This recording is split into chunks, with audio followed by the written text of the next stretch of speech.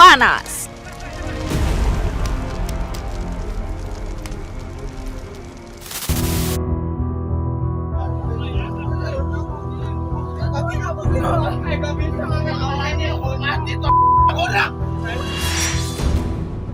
Pelajar beringas bikin cemas.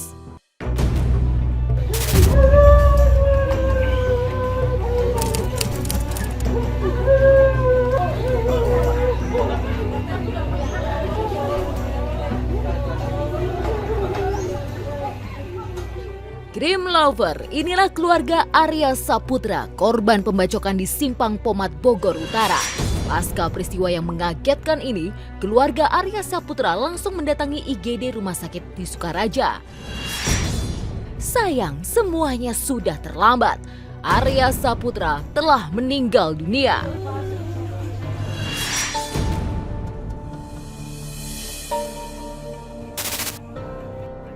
Bahkan ibu dan kakak angkat korban terus meratap dan nyaris pingsan hingga harus ditenangkan oleh keluarganya yang lain.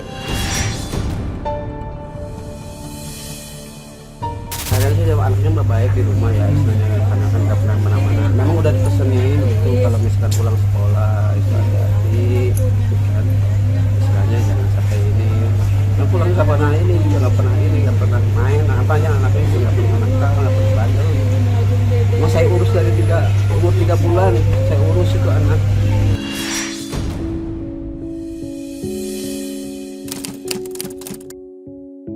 Crime Lovers, tidak ada yang menduga jika siang ini akan menjadi hari terakhir bagi Arya Saputra.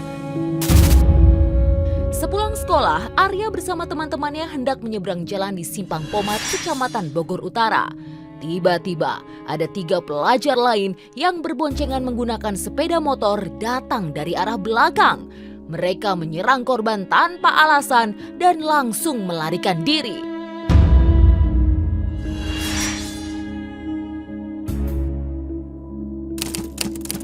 Seketika Arya tersungkur bersimbah darah. Ia terluka parah akibat sabetan senjata tajam.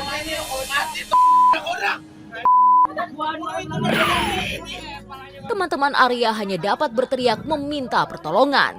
Karena sudah semakin lemah, Arya menghembuskan nafas terakhirnya sebelum tim medis sempat memberi pertolongan.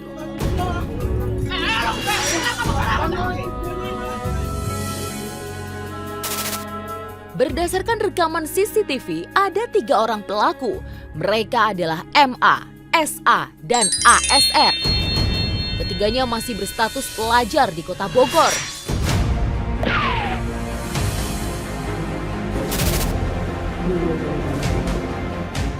Tidak butuh waktu lama, polisi berhasil meringkus MA dan SA. Sedangkan ASR alias Tukul, sang pelaku utama pembacokan, hingga kini masih dalam pengejaran.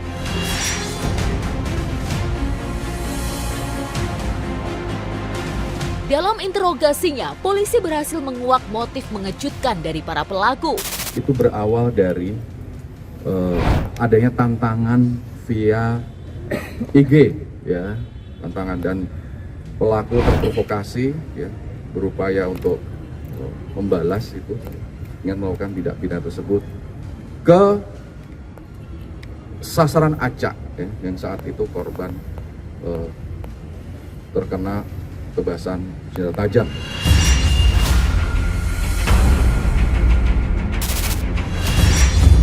Wow, bayangkan, hanya karena tantangan di media sosial, para pelaku gelap mata dan memilih sasaran secara acak.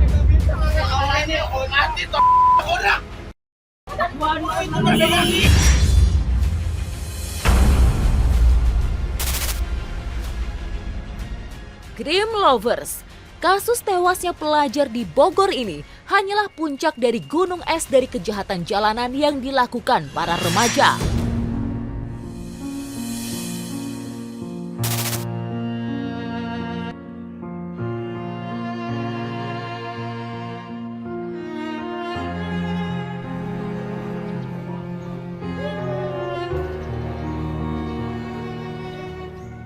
Faktanya memang banyak sekali remaja iseng berbuat kriminal tanpa motif yang jelas. Seperti yang terjadi di Magelang, Jawa Tengah.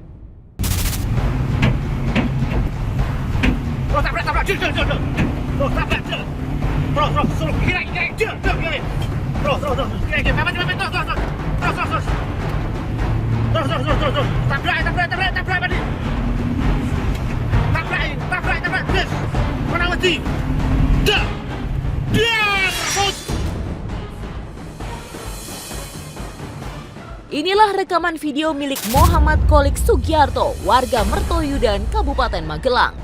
Ia merekam detik-detik menegangkan yang dialaminya. Kolik bersama didik rekannya berusaha mengejar para pelaku kriminal jalanan atau yang biasa disebut klitih di Jalan Magelang, Yogyakarta. Terus, kok nih?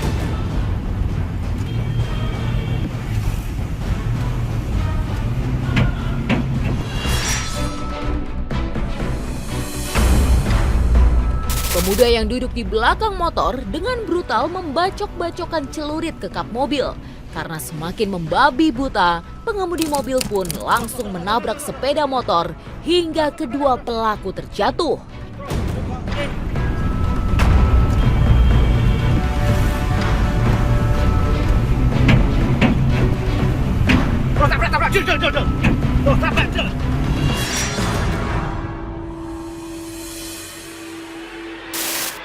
Setelah kedua pelaku berhasil dilumpuhkan, Kolik kemudian melapor ke pihak kepolisian. Akibat dari pengejaran ini, kap mobil milik Kolik bolong hingga spion yang patah disabet celurit. Dari Atos mau arah ke Jogja, mau pulang ke Blondo. Nah, anak-anak ini juga iya. Terus di ini flyover depan Dolok Japunan. Anak-anak itu muter ngejar ibu-ibu pakai kerombong mau ke pasar. Terus saya juga ikut balik nolong itu. Malah anak-anak itu bacoki mobil saya. Akhirnya saya tabrak.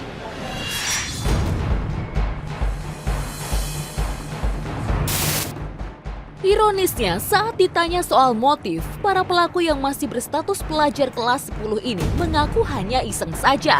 Jika kita temukan betul demikian, diawali dengan mereka minum minuman keras, kemungkinan besar yang bersangkutan dalam kondisi mabuk. Itu dari kondisi kesadaran aroma dari mulutnya, kemudian kita temukan di lapangan yang bersangkutan itu kan ada jeda antara terjatuh dan polisi datang itu, tapi mereka tidak berlari meninggalkan tempat, tetap di situ.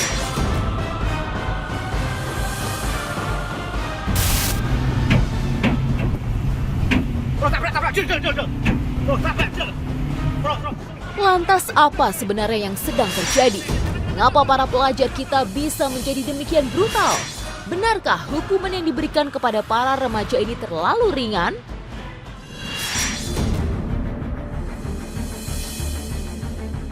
Selama ini saya menganggap bahwa Undang-Undang Sistem Peradilan Pidana Anak terlalu memberi hati kepada anak-anak yang melakukan perbuatan pidana.